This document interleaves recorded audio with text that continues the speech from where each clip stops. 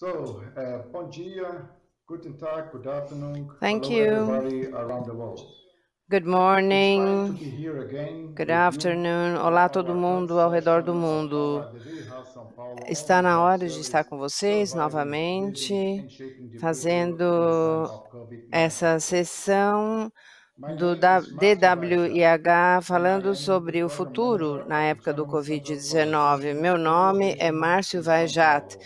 e eu estou gerente de programas do Centro Alemão para Pesquisa e Inovação em São Paulo.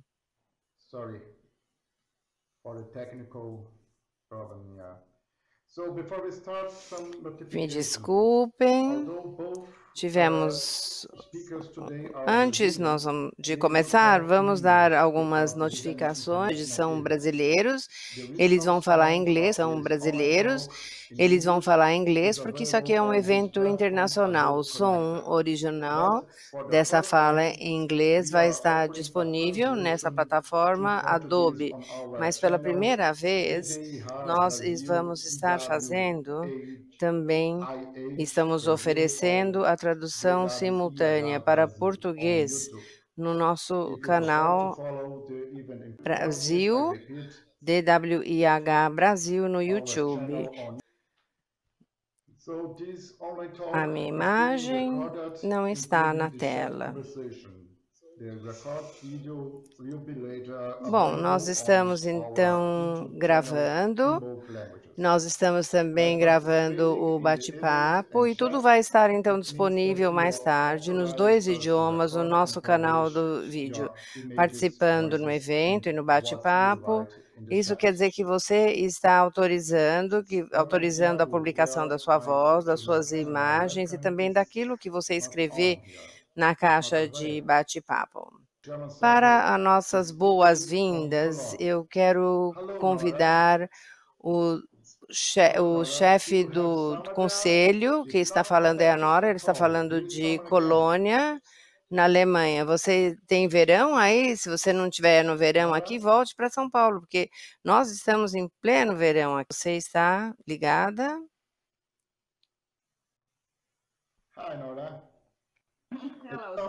Olá, Nora. Como está você?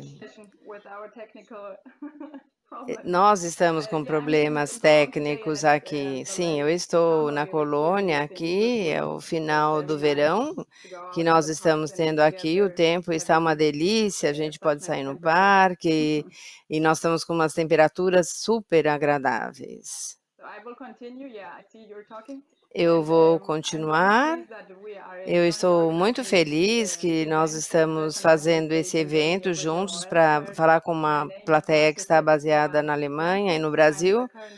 Meu nome é Nora Jacobs, eu sou a pessoa responsável pelo conselho. Eu estou baseada em Berlim, hoje estou em Colônia, eu estou dando as boas-vindas e quero fazer uma pequena introdução dessas séries. A Márcia já falou o nome, Moldando o Futuro na época do Covid-19, e estamos agora na terceira parte, onde a gente vai falar sobre o efeito que a pandemia está tendo. Nós tivemos várias edições diferentes falando sobre medicamentos, Covid, e também falando sobre o comportamento social, a desigualdade social, a saúde pública, vários tópicos diferentes durante essa época.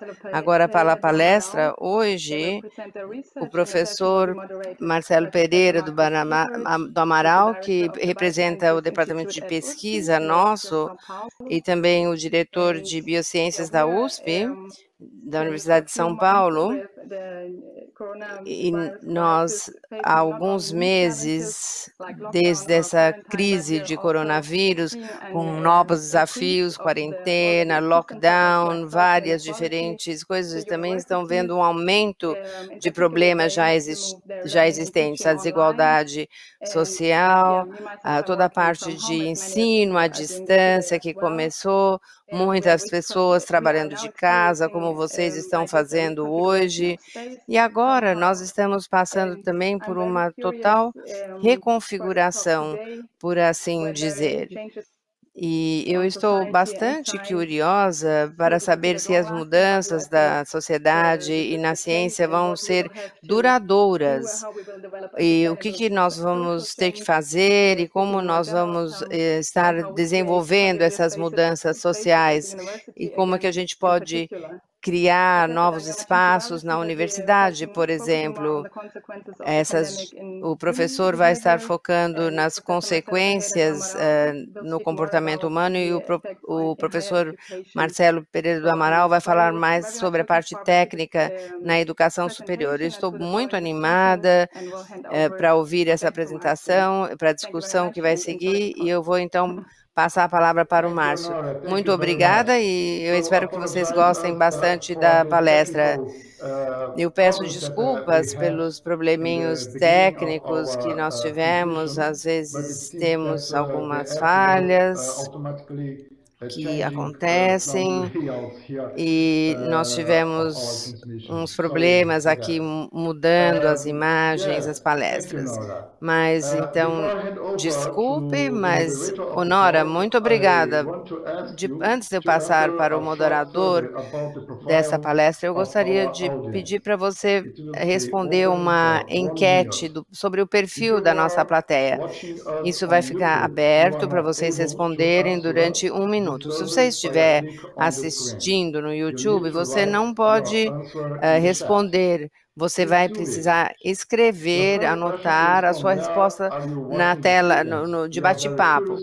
Então, a primeira pergunta é: da onde você está assistindo esse evento? A gente quer saber qual cidade você vive e em qual país você está. Então, por favor, complete a sua resposta colocando a cidade na caixinha de bate-papo. Segundo, você é um professor social, você é um aluno, você é um estudante, o que você é? Qual é a sua atividade? Por favor, complete isso também na caixinha de bate-papo ou responda à enquete. 1 minute was over very fast.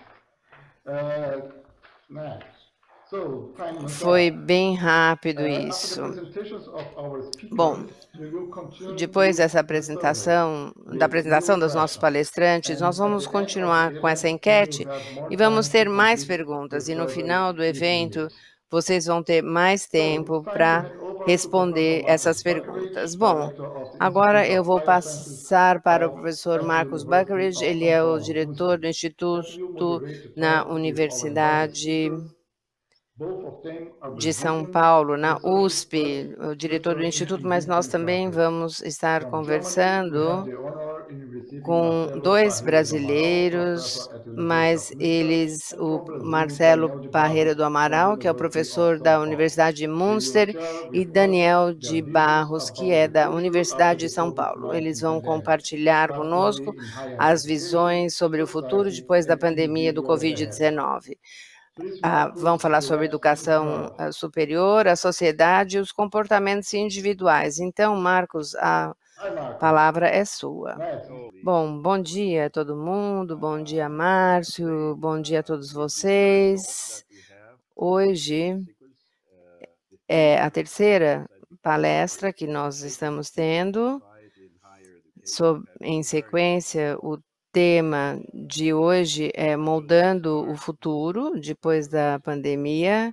Eu vou começar com o professor Marcelo Pereira do Amaral, depois nós vamos para o professor Marcos Barros, os 2 são brasileiros, como eu já falei, e eles vão estar falando em inglês. Cada um dos nossos palestrantes vai ter 15 minutos e eu vou avisá-los depois de 10 minutos e depois, quando eles tiverem 2 minutos ainda para falar. Então, o professor Marcelo Parreira do Amaral é um professor pleno do Instituto de Educação da Universidade de Münster, na Alemanha. Pereira do Amaral, ele ensina e ele pesquisa no campo de educação comparativa, internacional, políticas, aprendizado para toda a vida, e ele também pesquisa em políticas e governança e diferentes níveis. Mais recentemente, o trabalho dele se concentrou na emergência e na expansão de uma indústria de educação global e como está transformando as conceptualizações de educação. A pesquisa dele de novos provedores e players e atores que analisam as consequências possíveis para a pesquisa de educação. Além desse discernimento e essas manifestações desse fenômeno da educação internacional, global, também olha os processos e os impactos dessa indústria de educação global. Ele já colaborou e coordenou vários projetos de pesquisa educacional. De 2016 a 2019, ele coordenou o projeto Young Adults, que se refere a políticas que apoiam pessoas jovens no seu trabalho. Uma perspectiva comparativa de educação para toda a vida e a inclusão na educação com um arcabouço de 2020, ele também é membro de uma rede de especialistas sobre aspectos sociais da educação. Professor Marcelo, muito obrigada por estar aqui e a palavra é sua. Muito obrigado. Eu estou feliz em participar nesse evento hoje. Então, bom dia ao Brasil e boa tarde para aqueles que estão na Europa. Eu gostaria de organizar o meu input hoje falando de 3 tópicos principais. O tópico é imaginando, fabricando e contestando o futuro de educação superior, as transformações geopolíticas em tempos de crise. Nós vamos lidar com isso junto com esses tópicos aqui. O contexto no qual a educação superior é discutida e as crises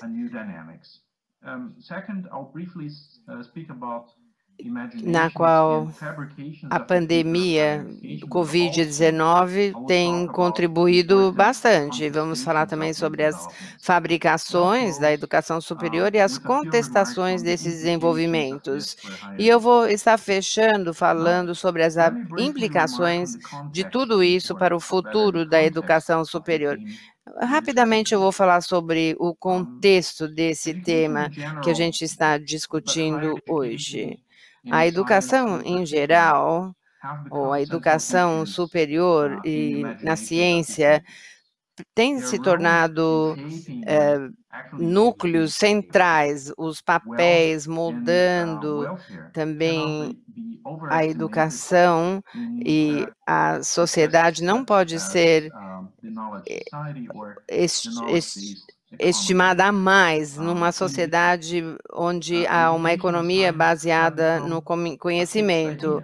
A educação e a ciência se tornaram assim uma ideia fixa e elas fazem parte do conhecimento e da imaginação.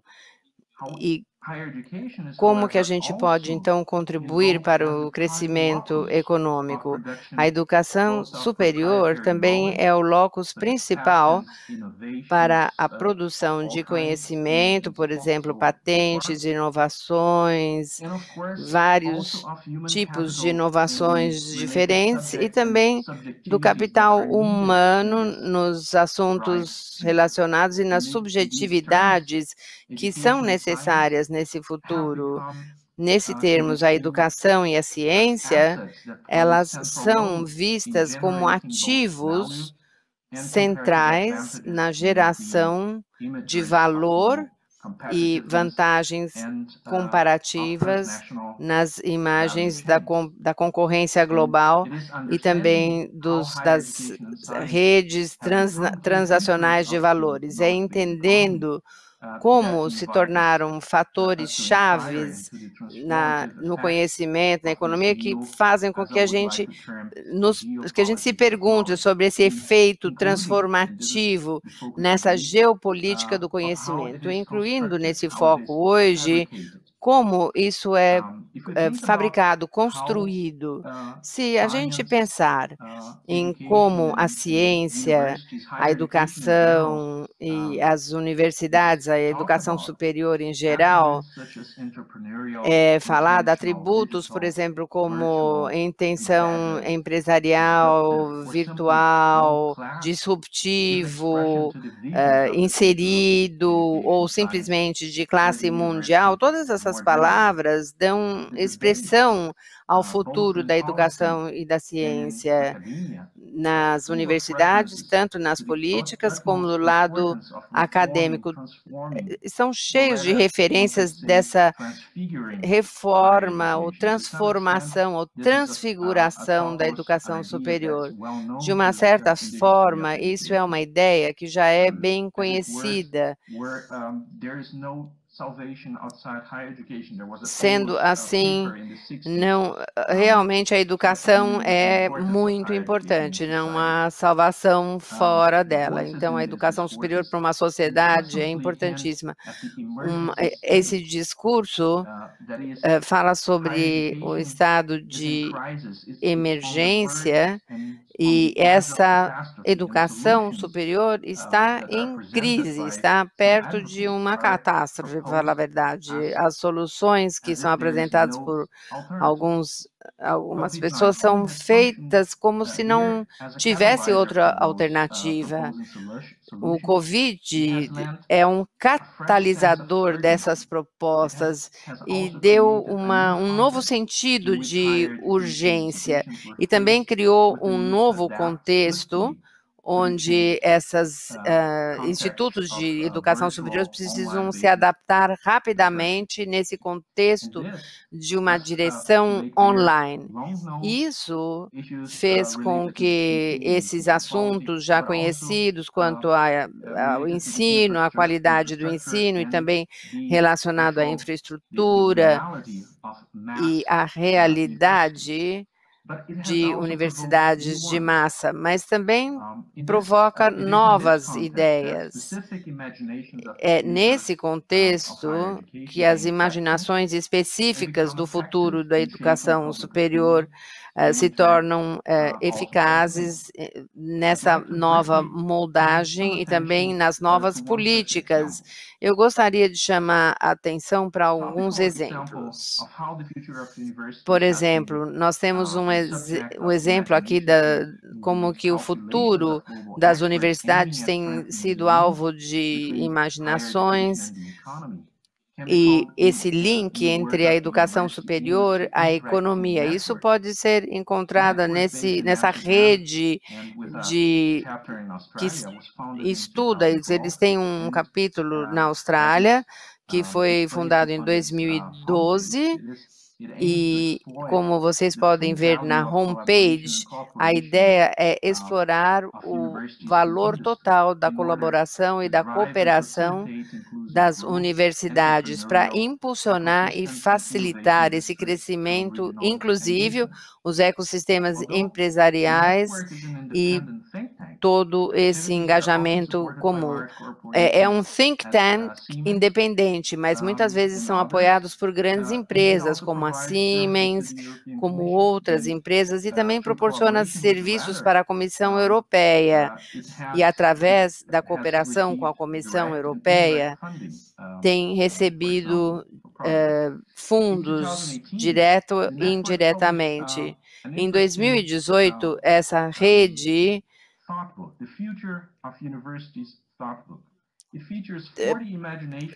teve um thought book, o futuro das universidades, como que vai ser, como agora pensando, previsão do futuro é impossível e fútil, mas foram convidados autores relacionados a esse assunto, relações de negócios e outros tópicos para submeter as suas ideias sobre os futuros possíveis. Chamaram isso de Universidade 4.0, uma instituição de ensino superior onde os acadêmicos e os alunos trabalham juntos em tempo real, uma parceria simbiótica com os interessados, com os usuários, com os negócios, com os fabricantes, com soluções para lidar com problemas e assuntos sociais. Isso é uma imaginação muito interessante de como o futuro da educação pode ser. Infelizmente, eu não tenho tempo para falar sobre uma segunda imaginação de moldar o futuro, não só pensando, mas também proativamente moldando o futuro. Um projeto Minerva é uma universidade, um startup virtual na Califórnia que se propõe a fazer uma universidade desse tipo. Agora, deixa eu falar sobre as fabricações, sobre esse assunto. A gente acha isso no Thought Book, um livro de pensamento.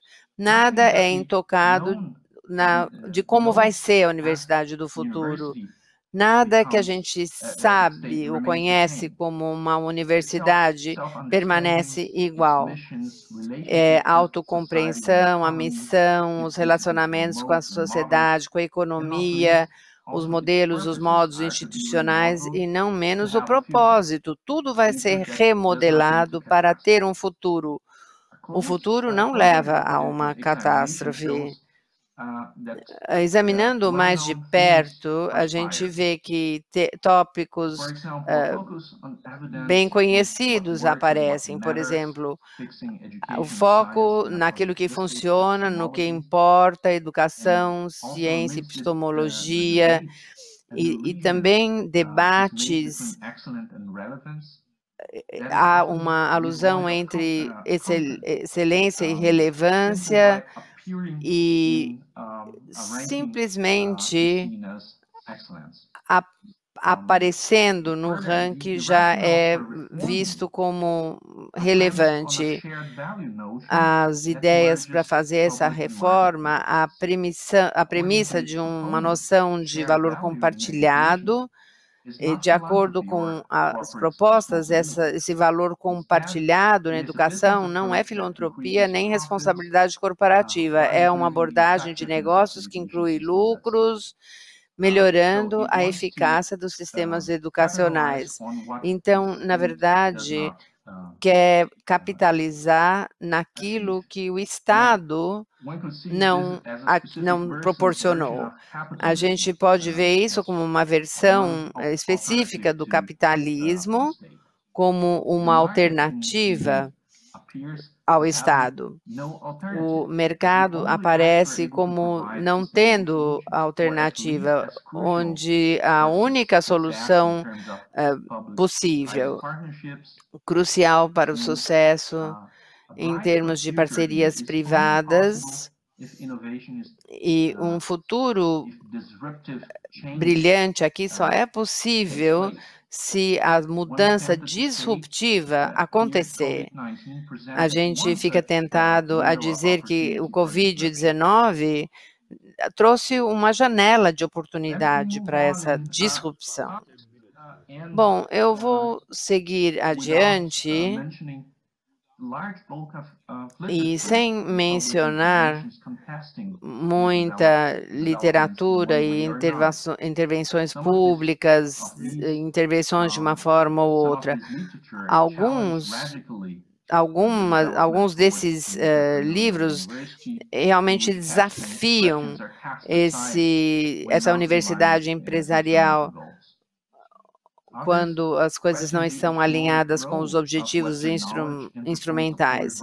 Contestam também o papel do conhecimento do Ocidente e o papel. Outros também falam sobre a possibilidade de uma universidade digital que não sacrifica a responsabilidade social e política em nome da eficiência econômica.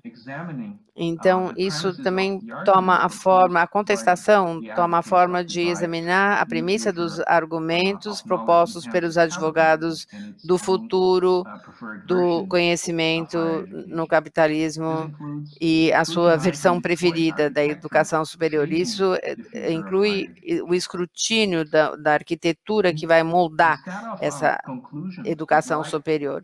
Em vez de uma conclusão, eu gostaria de falar sobre algumas perguntas abertas que foram feitas, falando entre a imaginação da educação do futuro e a economia. Quais são, então, as implicações? O Covid-19, ele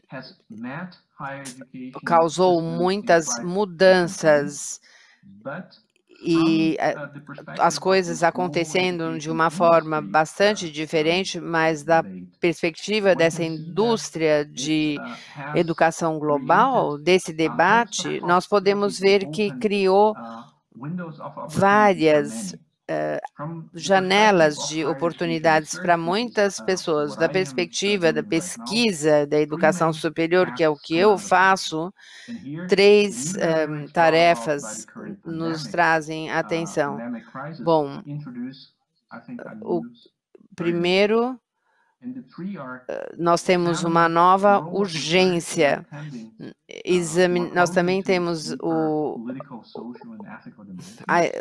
examinar o papel da pesquisa, da educação, das ciências sociais, focar o impacto dessas crises manufaturadas nas políticas, no governos, e como a gente afeta a operação dessas políticas que são feitas na educação superior, e também analisando dentro da universidade como isso afeta as carreiras acadêmicas e também a vida do dia a dia dos alunos. Eu vou terminar aqui e eu estou muito animado para discutir esses tópicos com vocês agora. Muito obrigada por me ouvir.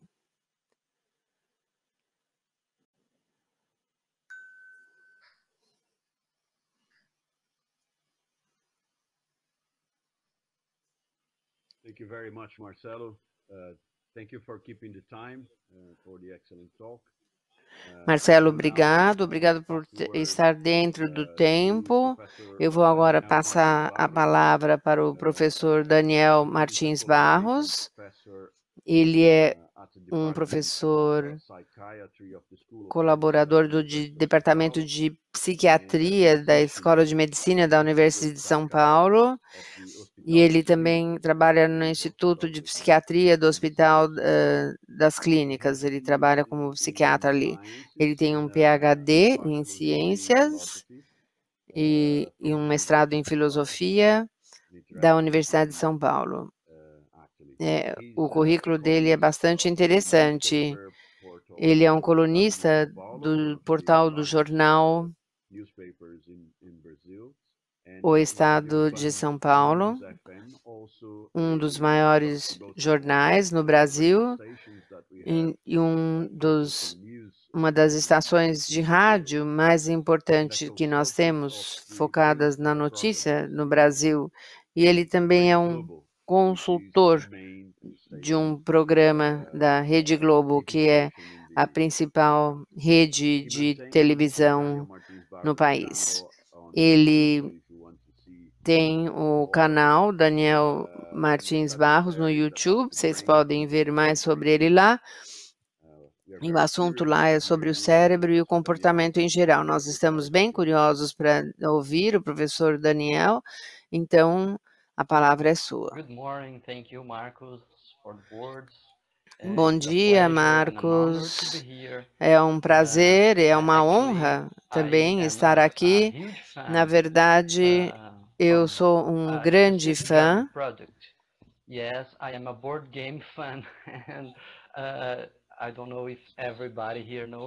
de um produto alemão específico. Eu adoro os jogos alemães, jogos de mesa, e eu sou um super fã desses jogos alemães. Então, eu estou muito feliz de fortalecer o meu relacionamento com os alemães aqui nesse evento de BIH.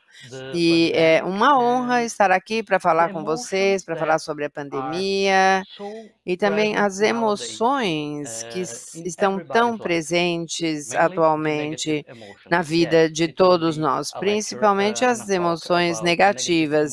Sim, vai ser uma palestra sobre emoções negativas, porque eu não sei se você está muito relaxado, relaxada, se você não está preocupada, se você não tem nenhuma preocupação de manhã, você acorda bem, e se você não está se preocupando com o grande problema que nós temos no mundo hoje em dia, que se chama Covid-19. Eu digo porque todo mundo, desde março, as pessoas me falam, eu não estou me sentindo muito bem, eu estou preocupado, eu estou ansioso, ansiosa, eu estou triste, eu não estou me sentindo muito bem. E a única coisa que eu posso dizer é, ótimo para você, você está normal. As pessoas que agora estão muito relaxadas, elas estão com um problema. Nós estamos no meio de um problema de saúde educacional e econômico da maior crise que já se viu no mundo, que a nossa geração teve. Faz muito tempo que não vemos um problema desse tamanho. Por isso que eu acho muito importante pensar sobre as emoções e como a gente deve lidar com essas emoções, principalmente as emoções negativas. Na verdade, foi uma coincidência que em março, na primeira semana de março, eu lancei meu novo livro, que foi especificamente sobre emoções negativas. O lado bom do lado ruim. Não é sobre ver as coisas, o lado bom da tragédia. A intenção não é nos mostrar que a pandemia tem um lado bom, não é isso. O foco principal do livro é compreender por que a gente se sente mal. Por que nós temos emoções negativas? Tudo começou porque eu tenho olhado livrarias e essas prateleiras de livros de autoajuda e eu já estava meio cheio de títulos tipo se livre da sua ansiedade, você não precisa estar triste, nunca fique bravo novamente, nunca fique mais com raiva. Eu falei, bom, isso não é bom, eu continuo triste, eu continuo ficando com raiva, eu continuo com ansiedade.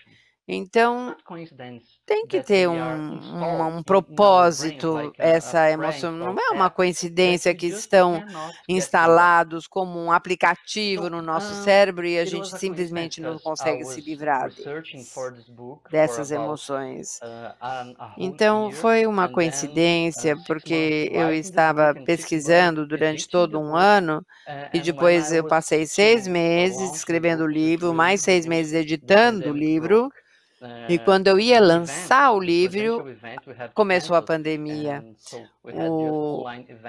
Eu tive que cancelar o evento do lançamento do livro. Na verdade, o livro foi promovido num evento online, mas foi uma coincidência bastante feliz, porque nos ajudou e muitos dos leitores. Isso tem mudado as minhas palestras também, porque agora nós estamos encarando um aumento de depressão, de raiva, de medo. E qual é a proposta, então, dessas emoções? Por que essas emoções existem para início de conversa?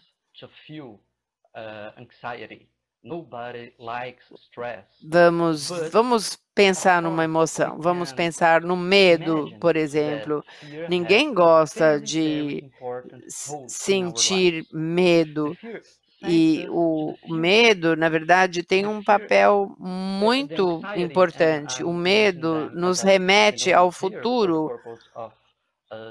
A ansiedade e o medo, que eu vou usar como sinônimos aqui nessa palestra, isso mostra para nós que há ameaças no futuro, na frente, no futuro imediato, outra vez um pouco mais longe, mas há ameaças e nós devemos nos preparar. Nós devemos estar alertas, nós devemos lidar com essas ameaças, que todo mundo pode entender. É muito útil. Por exemplo, um leão, a melhor coisa que ele pode fazer é fugir. E se ele não pode fugir, é congelar. Se for outro bicho, ele congela e reza para o leão não enxergar ele. O problema com os humanos é que nós temos uma imaginação incrível. E onde os animais só sentem ameaças próximas ou que são possíveis, o pior que pode acontecer com eles é que eles estejam errados, eles fogem e não tinha leão nenhum, por exemplo. Ele pode sentir um leão, mas não tem leão nenhum, ele não tem nada a perder. Mas nós, humanos, com a nossa imaginação sem limites, a gente vê ameaças e onde não estão presentes. Nós imaginamos problemas, a gente vai lá além no futuro, nos nossos pensamentos, pensando nessas ameaças. E nós somos diferentes por causa disso. Foi o Mark Twain que falou, coisas terríveis vão acontecer, mas a maior parte dessas coisas terríveis estavam somente na imaginação dele. Então, a gente tem que saber que a ansiedade faz com que a gente lide com isso, mas muitas coisas não são prováveis, não são reais. A maior parte dessas ameaças estão só nas nossas cabeças. E aí a gente pode escolher: será que eu realmente devo estar preocupado com a crise econômica? O que eu posso fazer para lidar com o valor do dólar? É inútil eu ficar com medo de uma crise econômica, porque eu não posso fugir dessa crise. Eu não posso fugir da crise econômica. Então, por que eu devo ter taquicardia? Por que eu devo ficar ansioso e ter essa reação de ansiedade, já que eu não vou conseguir lidar com isso sozinho? Então, é muito importante fazer escolhas, porque o medo tem outra característica muito importante que é muito útil para nós na pandemia. Há evidências, principalmente do Reino Unido, de que em epidemias anteriores, eles estavam se preparando para uma pandemia de influenza, por exemplo, mas ela não veio. Veio uma pandemia de uma nova doença, mas com os dados que eles coletaram, eles viram que pessoas no meio de uma pandemia ou de uma epidemia, as pessoas, mesmo não sendo a população de risco, imunes, ou mesmo não especialmente vulneráveis, eles não se protegem, eles não lavam as mãos, eles não utilizam máscaras. Então, aqui é importante para nós passarmos por essa pandemia. E as pessoas perguntam para mim, Daniel, como é que eu posso me livrar desse medo? Para meu medo, minha vida voltar, ter minha vida de volta, para eu ir para o escritório. Eu falei, não, você não precisa se livrar do seu medo, você precisa ajustar o medo, porque o medo é muito importante. Uma vez eu falei com uma pessoa, eu falei assim, você não tem medo? Ele falou, claro que eu tenho medo. Sem medo, eu estaria a risco, eu não me prepararia, eu não tomaria nenhuma medida de segurança e eu não ia poder curtir um passeio para o topo da montanha, por exemplo. Então, o medo realmente é muito importante para nós. E nós precisamos olhar para dentro, olhar as nossas emoções, pensar, discernir e ver qual é o medo do qual eu devo me livrar e qual é o medo que eu devo manter. Por exemplo, isso também acontece com a raiva. A raiva é uma emoção que vem dos animais que estavam em disputa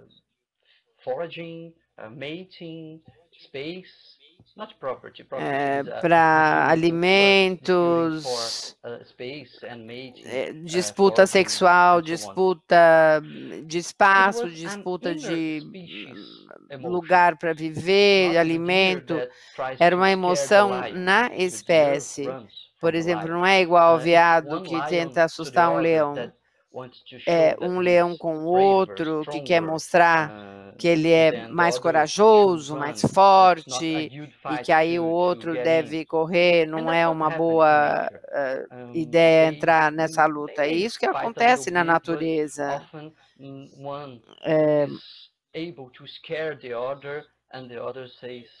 Um pode assustar o outro e o outro, na verdade, vai embora, foge.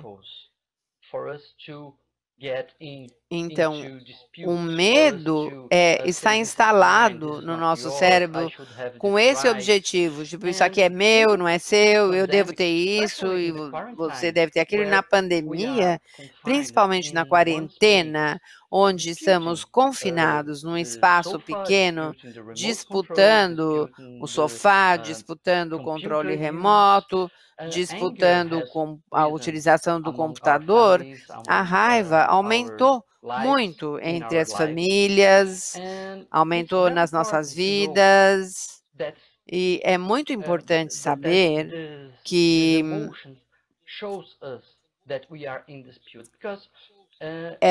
essas emoções nos mostram que estamos em disputa, porque não é só propriedade e espaço, mas a gente disputa direitos também. Então, quando nós achamos que nós estamos numa posição determinada, por exemplo, de injustiça, a gente fica com raiva.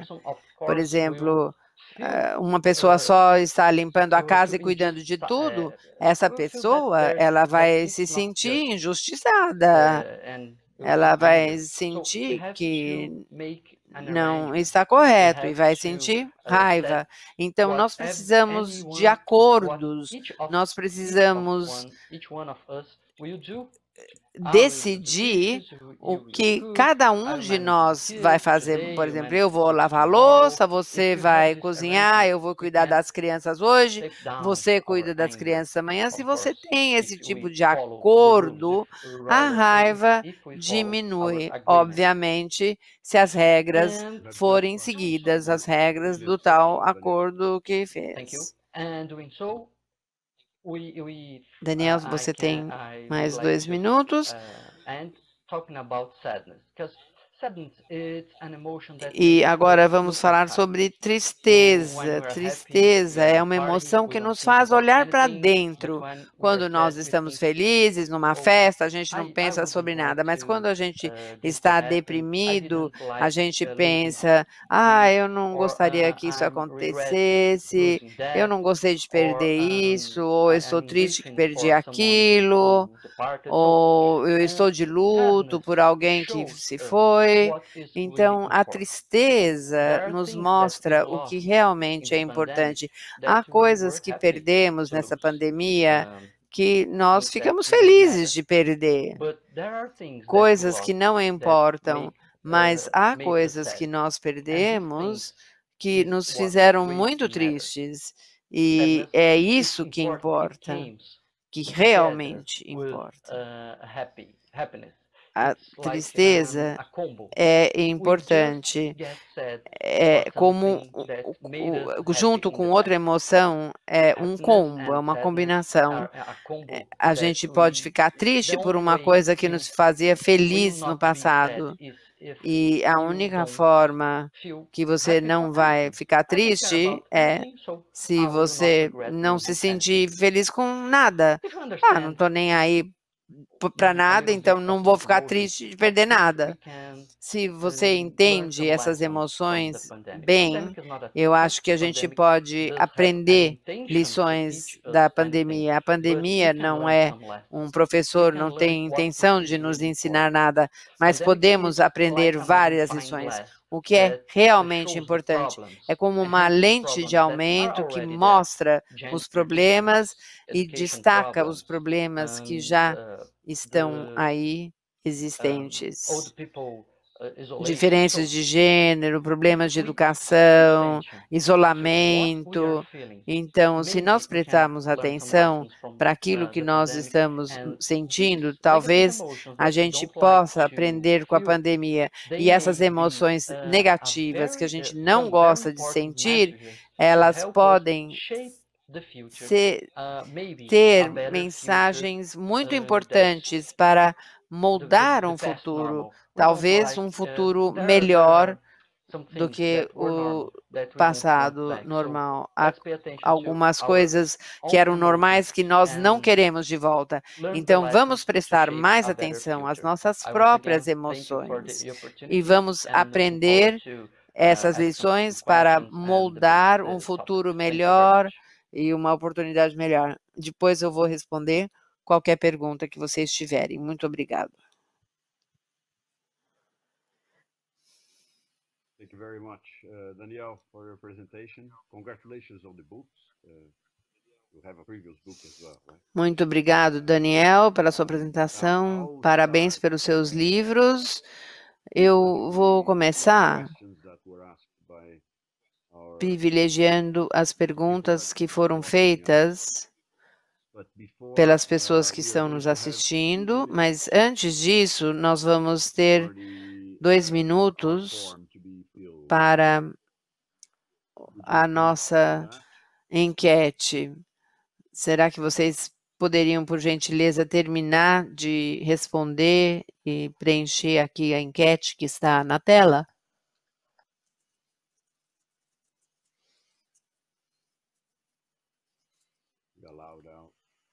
About 1 minute for you to answer, please.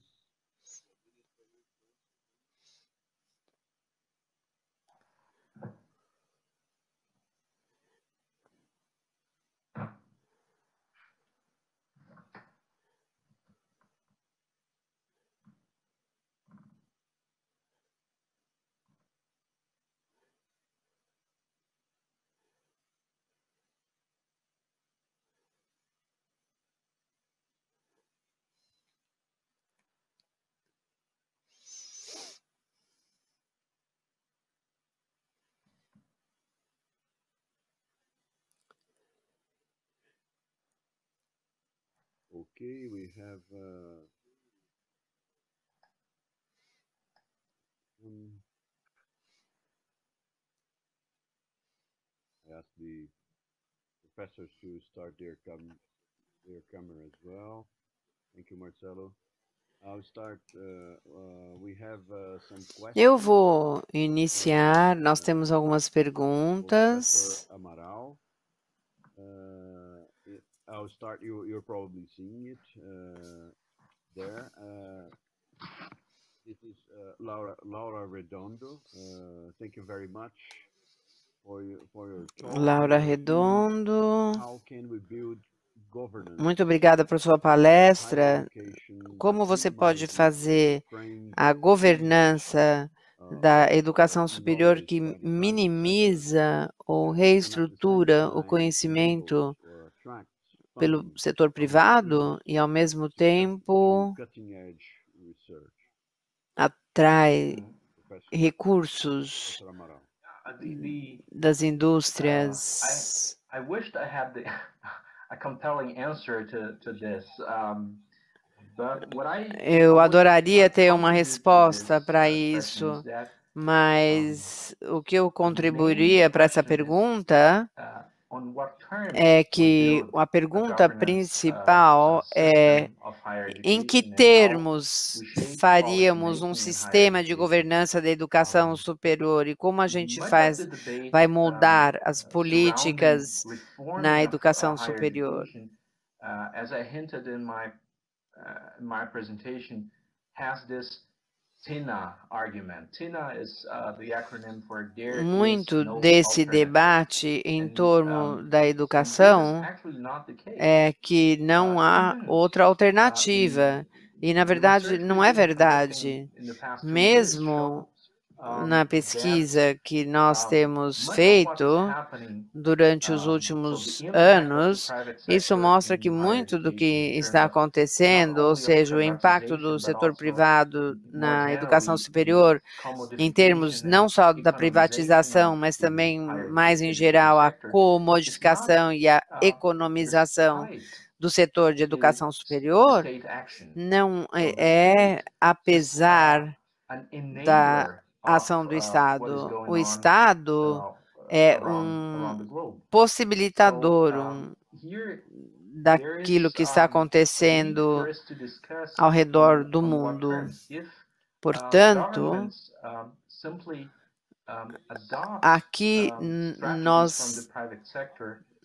os governos simplesmente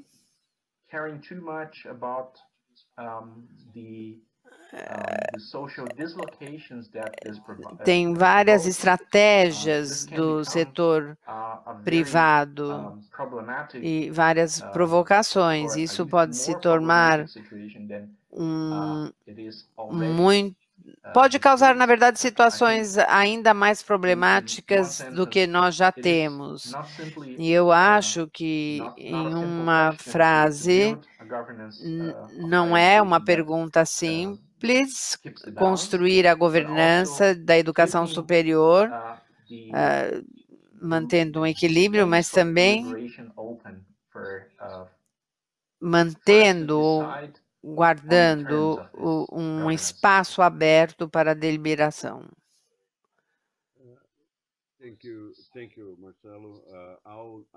Para nós podermos decidir sobre um sistema. Eu agora vou fazer uma pergunta para o Daniel Barros.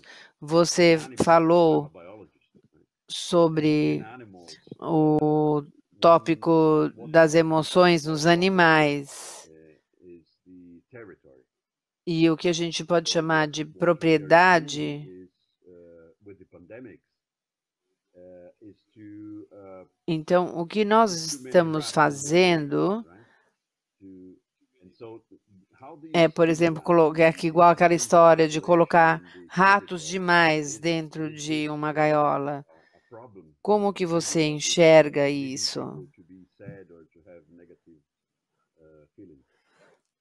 Quando a gente fala da população e do território.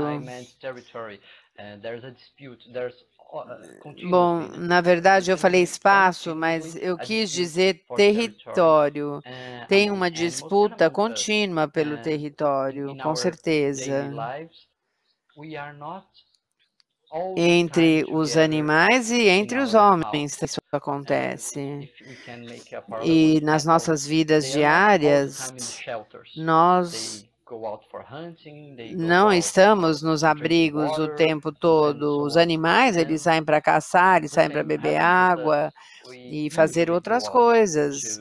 E a mesma coisa acontece conosco. Nós geralmente saímos para trabalhar, as crianças saem para a escola, a gente pode ir para a rua, dar um passeio, andar de bicicleta e coisas semelhantes. Com a quarentena, a gente estava como se estivesse numa gaiola e a gente começou a disputar território que não disputava antes. No começo, as crianças estavam na escola e você podia assistir televisão. Agora, todo mundo estava usando o mesmo espaço na casa. Não havia televisão para todo mundo, havia disputa do controle remoto e assim por diante. Então, a forma de resolver isso é fazer acordos.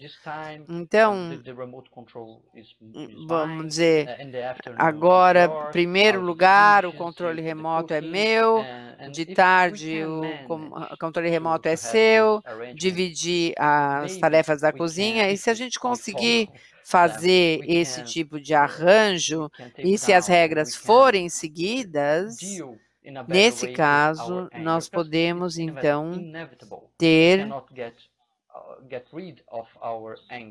podemos lidar com isso de uma forma melhor. Nós podemos lidar melhor. E é interessante ver, por exemplo, a raiva. A gente sente raiva quando a gente sente que a nossa propriedade ou o nosso direito não está sendo respeitado. Está tendo injustiça, mas às vezes o direito daquela propriedade não está escrito, só está na nossa cabeça. Quem falou, por exemplo, que aquele lugar para estacionar realmente é meu? Então, a raiva muitas vezes está numa posição inocente, na verdade, achando que a gente tem tantos direitos, tudo deve ser da gente. E às vezes essas disputas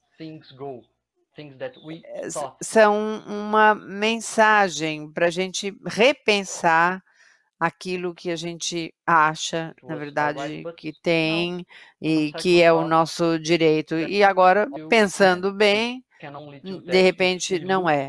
E a gente então deve analisar e deve encarar as nossas emoções negativas. O ponto é que muitas vezes a gente não gosta de encarar as nossas emoções negativas, a gente fecha os ouvidos e fala, não quero sentir isso. Mas é preciso encarar para ter a mensagem correta. Obrigado, Daniel.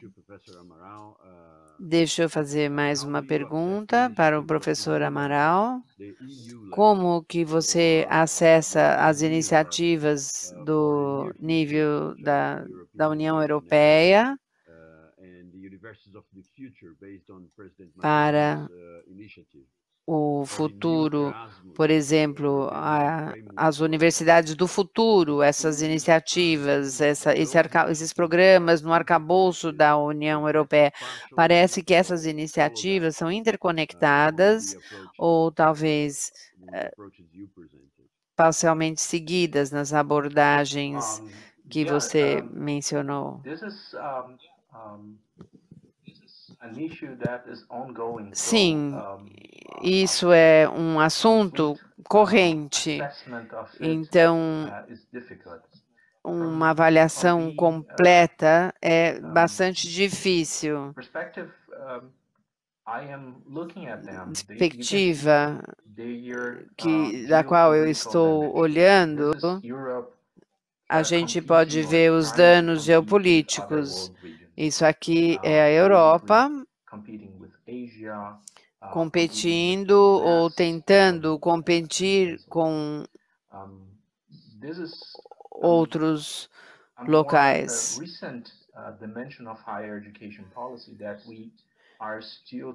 numa política mais recente, numa dimensão mais recente, a gente ainda precisa entender regionalismos globais, do tipo de uma união Ásia-Europeia, Mercosul e outras, todas essas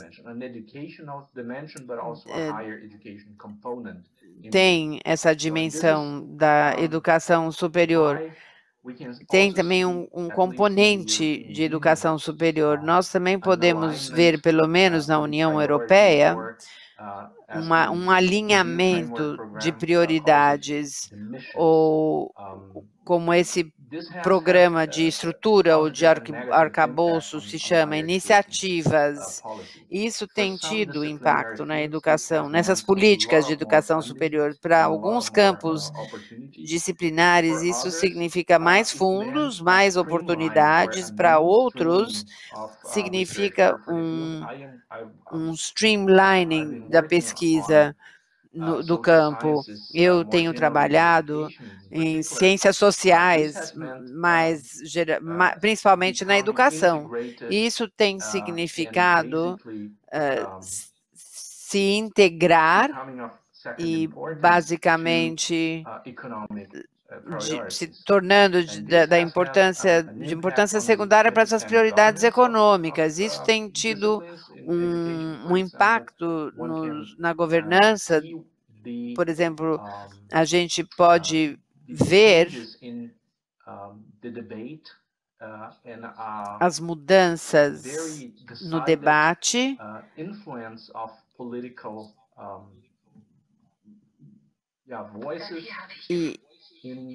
e podemos ver também vozes políticas que estão no debate. Nós vemos isso através da arrecadação de fundos para projetos. E, em geral, essa arrecadação de fundos é um dos aspectos em termos das possibilidades de se incluir em outros aspectos de políticas sociais. Por exemplo, aqui, a minha avaliação é ambivalente. Depende em qual lado do campo disciplinar você está. E há também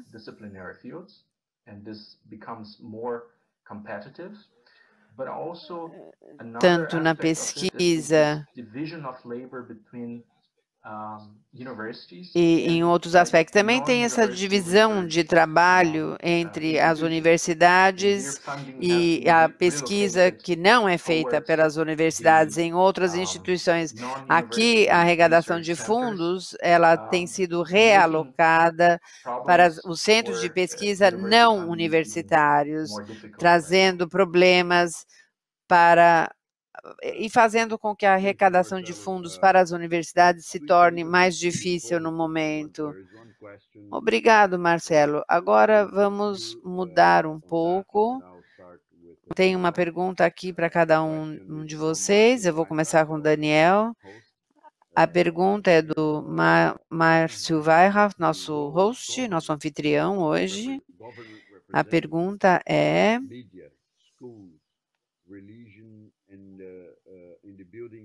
qual é o papel da mídia, das escolas?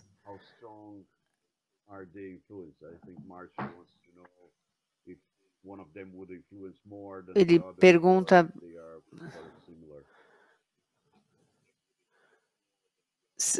o que influencia mais nessa... Eu perdi o começo da pergunta, infelizmente, mas é sobre essa parte das emoções, alegria.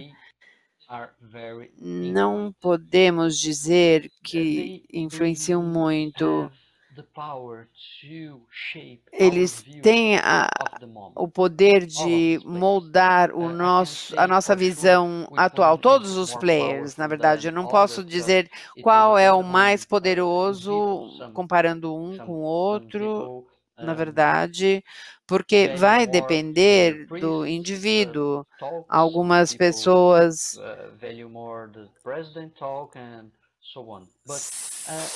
são de uma forma, outras diferentes, mas não há nenhuma dúvida que essas figuras públicas, esses representantes, eles têm o poder de mudar a nossa visão do momento. Uma coisa que eu comecei a falar desde o início da pandemia foi que era para as pessoas que estavam vendo televisão, estavam vendo noticiário ou lendo jornais 24 horas por dia, 7 dias por semana, porque se você se expor à contagem dos contaminados, ao número de mortos e só falando dos riscos, a gente ficaria até doente. A ansiedade seria um transtorno na nossa vida. Porque, por exemplo, se você está lavando as mãos, se você está usando a máscara, talvez você tenha uma pequena chance de ter o Covid-19, mas, na verdade, você está se cuidando. Em geral, você está seguro. Mas o seu cérebro não sabe se a gente está exposto. Então, a mensagem, na verdade, é um momento difícil, porque nós precisamos mostrar os números para as pessoas.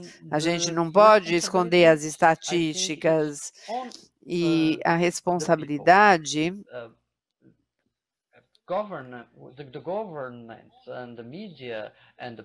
está nas pessoas.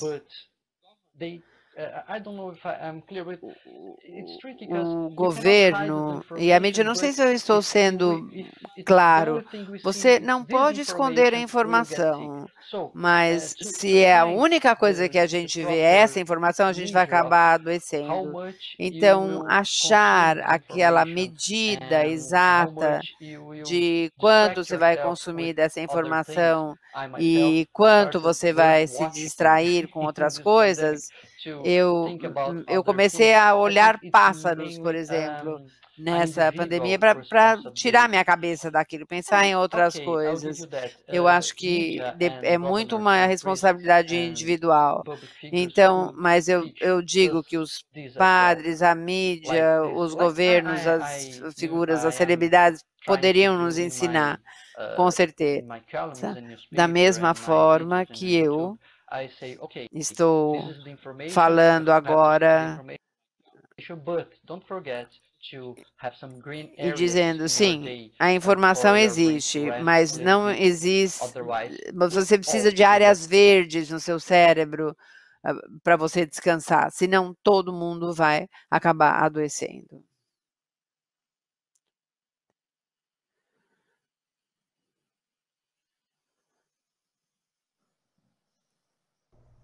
Marcos, your microphone is off.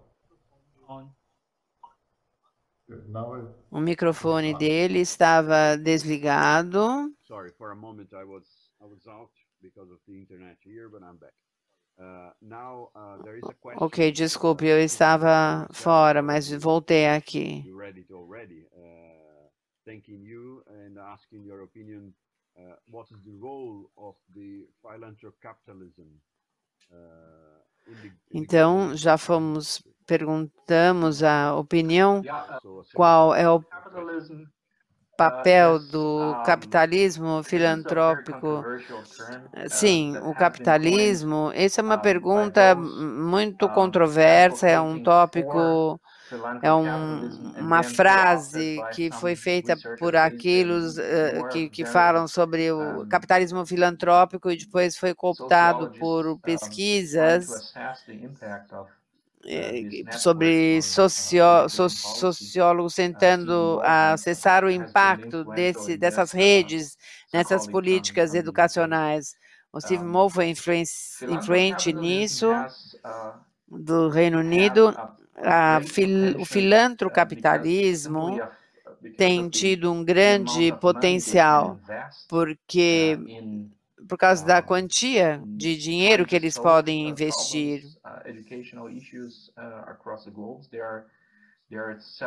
Tentando resolver problemas no globo todo. Há exemplos interessantes disso, mas da pesquisa que nós temos feito, e o Stephen Bow falou que esses são investidores anjos, que é também uma forma interessante de ver esses players. O papel problemático do filantrocapitalismo na educação superior, a meu modo de ver,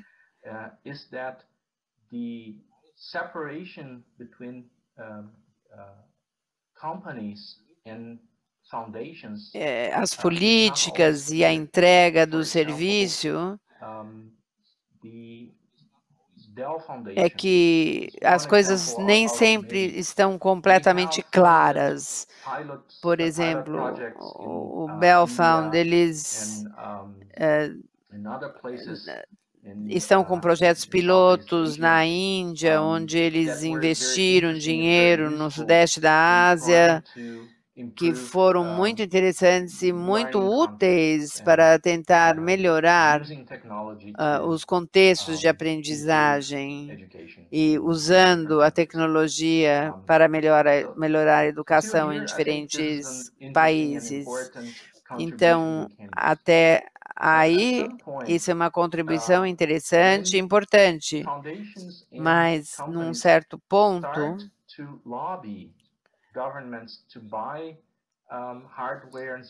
quando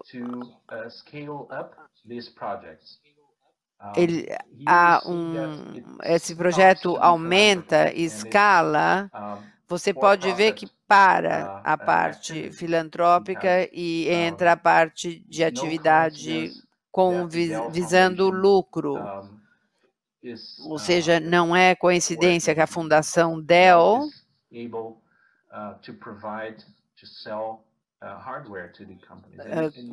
consegue vender hardware para as empresas. Imagine o tamanho do mercado num país como a China ou como a Índia, ou até países menores. O relacionamento entre esses dois afiliados, na verdade, precisa ficar separado. E as atividades da fundação, ou seja, as coisas não podem se misturar em termos de políticas e também em termos sociais. Precisa haver uma separação. Obrigado, Marcelo. Nós temos mais uma pergunta aqui para o Daniel. A pergunta é da Natália. Ela fez a pergunta de Lisboa, em Portugal. Agora nós temos uma pergunta do Tiago, daqui de São Paulo.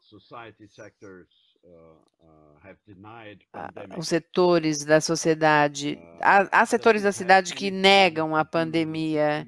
Isso tem alguma coisa a ver com o medo de processar a pandemia?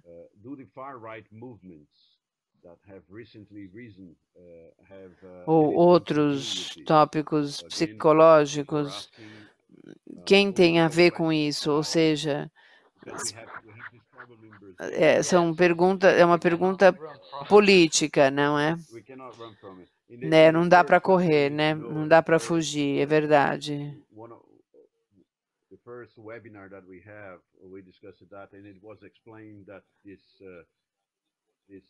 Bom, foi explicado que esse assunto da extrema-direita, extrema-esquerda, essa divisão da sociedade, isso é um problema grande para os brasileiros em muitos lugares do mundo também.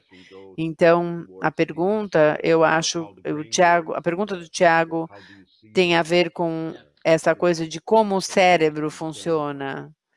num caso assim de negar. Como você enxerga isso, olhando da perspectiva do cérebro, do funcionamento do cérebro? A primeira coisa é o que nós temos no nosso cérebro, que é um viés de normalização. É uma tendência que nós temos de achar que as coisas não vão mudar. Não, tudo vai estar bem, tudo vai ficar normal, não tem nada para se assustar.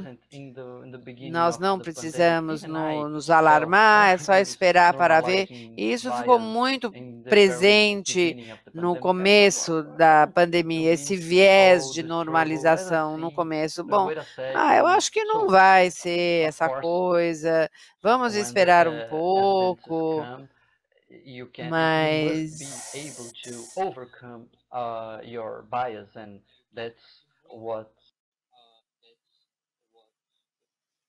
e você supera, na verdade, essa fase e depois a gente tem a parte das evidências, não é? Mas tem um segundo motivo para as pessoas negarem a pandemia e esse é um motivo político, na verdade. Eu não sei com certeza se negar a pandemia é uma coisa de extrema direita. Ou eu acho que pode ser uma coisa relacionada ao poder. Por exemplo, se a esquerda ou a extrema esquerda estivesse no poder, talvez, só pensando assim alto, talvez eles negassem a pandemia, pelo menos no começo, porque para os governos, se as pessoas não comprarem, se as pessoas não trabalharem, toda a infraestrutura sofre e o poder pode ver isso como uma ameaça.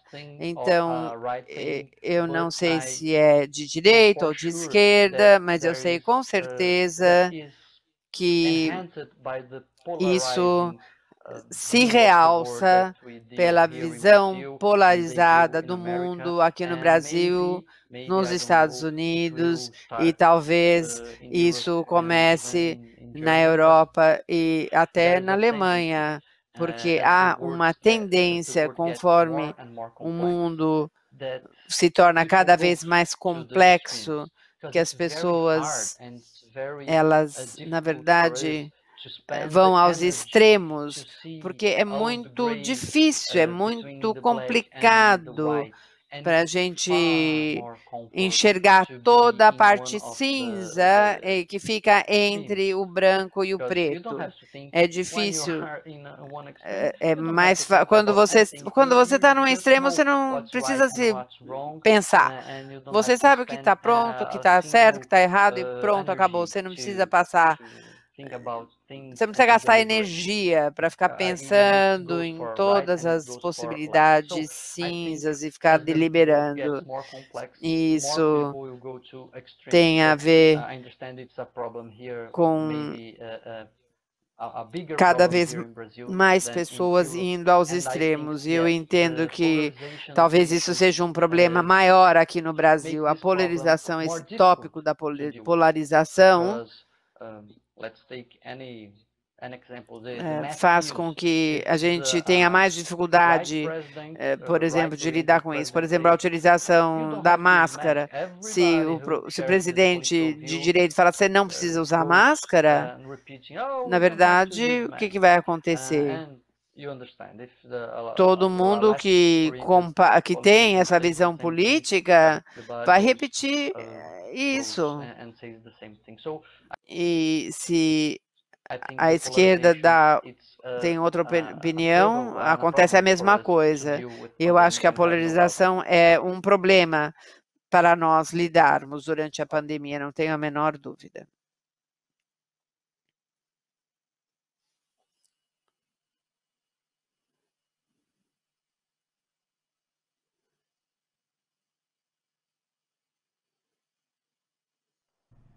Marcos, your microphone is mute. Was following order. I'll make one question now, a final question for both of you. Eu vou fazer agora uma última pergunta para vocês dois, e eu gostaria que vocês respondessem em 1 minuto. Eu sei que é muito difícil, mas estamos com um tempo curto e aí encerramos. Nós temos experimentado, do ponto de vista daquilo que eu vejo aqui, e não sei como é que é na Europa, nesse ponto de vista, uma perda de confiança na ciência. As pessoas não estão mais confiando na ciência. E durante a pandemia, houve grande confusão de pessoas acreditando em pseudo-especialistas, pessoas que realmente não são especialistas falando sobre a pandemia, e outros especialistas falando, e a gente viu coisas muito curiosas, como especialistas conhecidos falando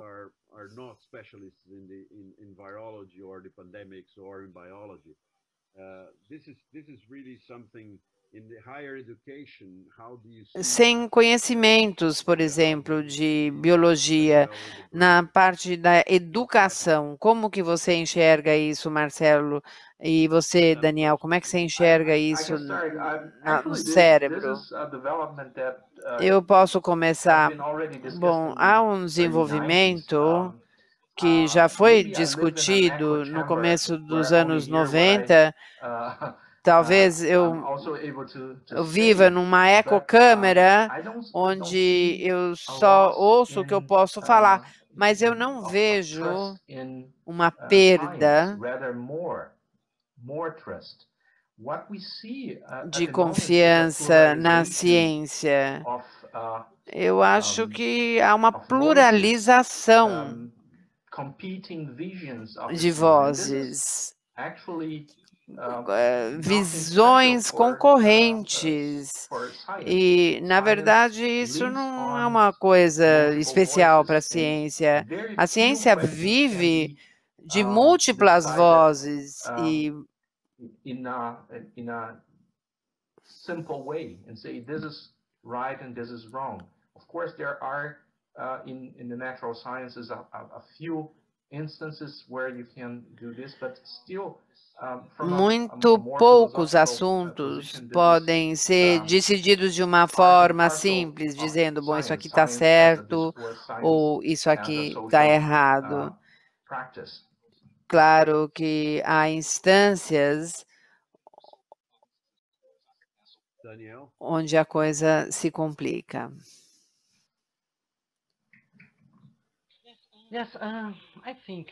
Eu acho que nós temos, eu sei que o pluralismo é bom, mas o tópico principal é o que o escritor Isaac Asimov, de ficção científica, falou, que o problema do movimento, o movimento anticientífico, estava convencendo as pessoas de que a minha ignorância tem o mesmo valor que o seu conhecimento. E quando você tem diferentes níveis de conhecimento, diferentes vozes concorrendo para dar explicações, eu acho que é uma coisa salutar, uma coisa boa.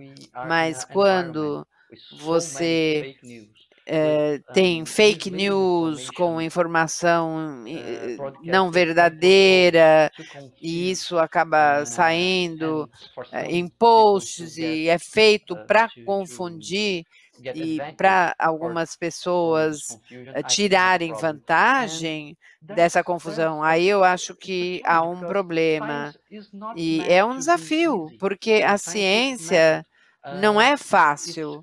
O método científico é contra-intuitivo. A gente precisa perguntar, questionar as nossas ideias, a gente precisa configurar as hipóteses, construir outra hipótese, a gente precisa revisar as nossas convicções, e tudo isso é muito desafiador para as pessoas leigas entenderem. Então, o que eu acho, a minha opinião, é que é por isso que eu foco a minha carreira. Eu acho que a gente...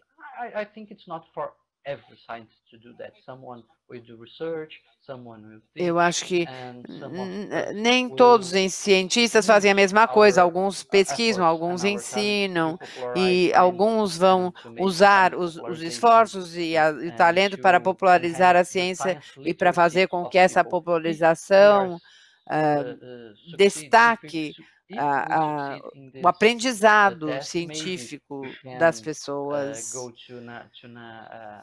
E se nós formos bem-sucedidos,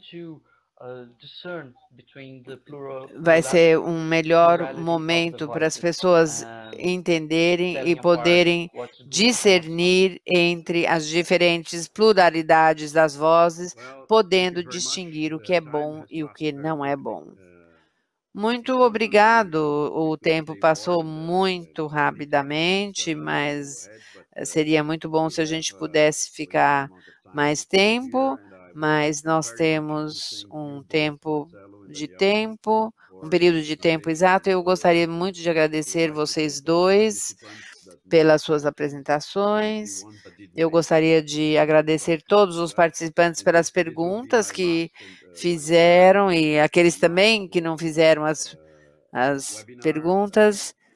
E esse é o meu terceiro e último webinário com meus amigos alemães, e eu gostaria de agradecer muito como coordenador dessa reunião. Antes de encerrar, eu gostaria de dizer que as enquetes foram fechadas e eu acho que vão ser mostradas agora. Vamos ver. Not yet. The survey I will call later, Marcos. Mais tarde, Marcos, ainda não. Bom, eu vou passar então a palavra para o Márcio. Eu quero agradecer Marcelo and Daniel for this outstanding talk today. It was very, very interesting. So the presentations and the talk. And Marcos, so thank you very much once more for your engagement moderating the first sequence of the 3 events of the VH São Paulo Online Talks series. My pleasure. So, thank you Infelizmente, o som dele não está vindo aqui para mim. Close the first sequence of our online talks. To follow the agenda of events of the VH São Paulo, as well as from German funding agencies, universities, and scientific organizations linked to us, please follow us at Facebook and LinkedIn. Não estou ouvindo. Voltou agora. E chamados para oportunidades.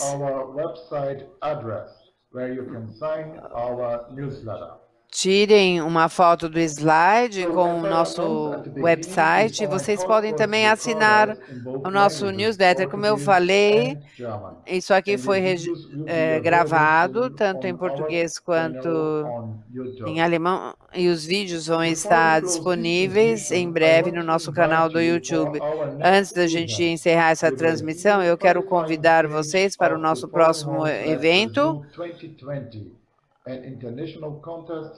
O estágio de qualificação vai ser uma conferência internacional para jovens pesquisadores com ideias transformadoras.